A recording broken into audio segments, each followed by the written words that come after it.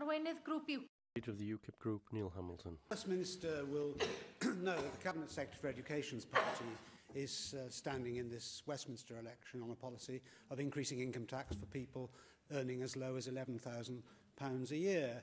And the Labour Party nationally is apparently going to stand on a policy of increasing the top rate of income tax from 45p to 50p. Does he agree with the Shadow Chancellor that we have a great deal to learn from Karl Marx and Das Kapital? And does he think that raising the top rate of tax is likely to raise more money?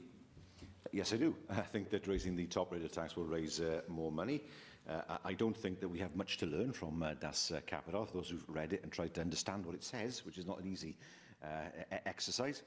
We stand on a platform of ensuring that those who can afford to pay a little bit more do pay a little bit more in order to ensure that we have the public services that people would expect.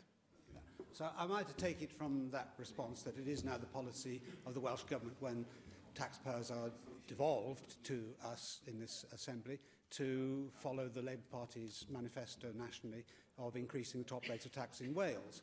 Because the evidence from the last time that this happened, in 2013, was that reducing the tax rate from 50p to the current 45p actually led to an enormous increase in revenue of about £8 billion.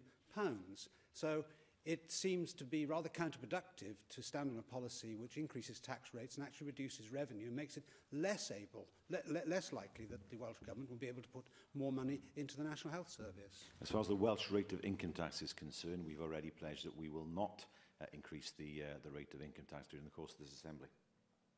I'm delighted to hear that, but whether that means that the First Minister accepts that raising rates doesn't necessarily lead to increasing revenue, offers Wales a great opportunity to make our country into a kind of tax haven within the United Kingdom, which would help us to reverse the economic trends of many, many decades in Wales, and give us a significant advantage in the same way as Southern Ireland has used differential rates of corporation tax to kickstart the Celtic Tiger economy, which was very successful in that country.